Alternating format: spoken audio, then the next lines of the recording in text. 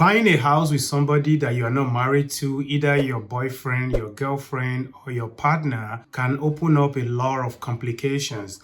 And I've been asked this question many times because I work with a lot of buyers. They ask me, hey, Wale, we're not married yet. Can we buy together? And my answer is always no. Or it depends. Hi guys, my name is Wale Lawal. I am a new construction expert. I'm a real estate agent in Houston, Texas. If you're looking to buy a house or sell a house or have any real estate questions, I would like to connect with you. So today I will be discussing 5 major issues that are possibly to happen if you're buying a house with somebody you're not married to. Now, this would depend on your situation. Some people are not married, but they are a very good partner. They've shared a lot of things together.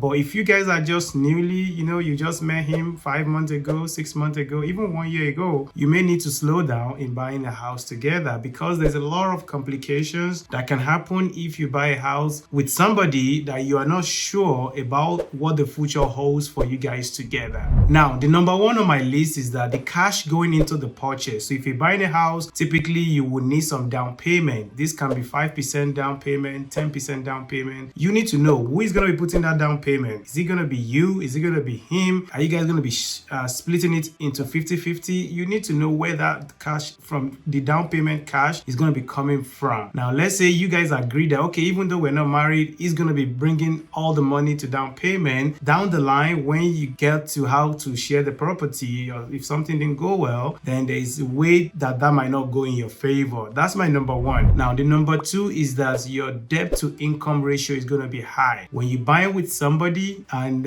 let's say the relationship didn't go well, you guys maybe didn't eventually get married, or you have to go your separate ways. Now, because you guys already purchased together, that will affect your own debt to income ratio, which we call DTI, debt to income ratio. Now, debt to income is how much debt do you have versus how much income are you making. If you have a lot of debts and you're not making enough money to really offset all those debts, it's going to make your DTI high, and that will hurt your chances of getting a new loan when you're ready to buy on your own. So you don't want to do that. Now, even when you sell the house and you pay it off, it takes time for that property to get off your record. So be aware of that. Now, the number 3 reasons why you don't want to buy together with somebody you are not married to is that if you guys get to divorce, let's say you divorce or you didn't even eventually get married, or your credit is going to be messed up because it's going to affect your credit because that loan again will be in your name or both of you name, and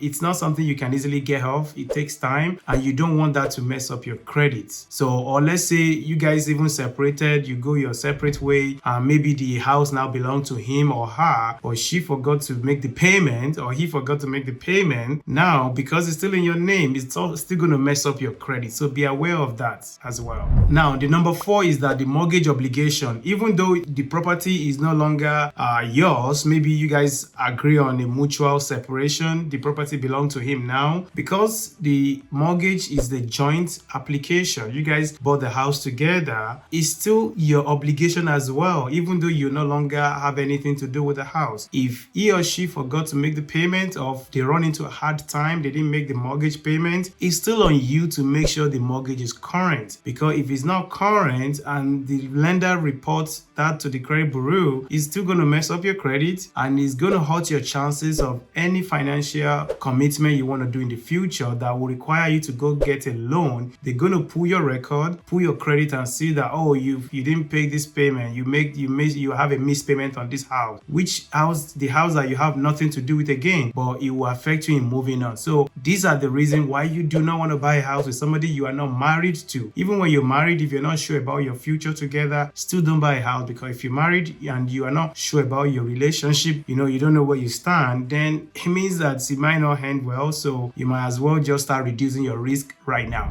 Now, when you also buy a house with somebody, it could lead to some divorce complication because you guys own a house together and you have to divorce. You have to figure out who is going to be doing this, who is going to be doing that, and it's just not a good idea overall. But for divorce, the easier way is to sell the house, pay off the mortgage, and that will go off your record. But if you guys are not even married, then there is no issue of divorce. The issue of divorce will not come into play, but it's something to be aware of why you don't want to buy a house with somebody that you're not fully committed to. Now, the last one on my list, which is my number 6, is that making decision can be a little bit complicated because you're gonna want to do it this way, he want to do it that way. Because you guys are not together, you're not married, the trust may not be there, and each of you gonna be struggling who is gonna win, who is gonna lose. So decision making can be a little bit complicated, which is my number 6, is because you are not just together, you're not thinking the same way. It's a very, very difficult to make a decision and agree on something. So be aware of this.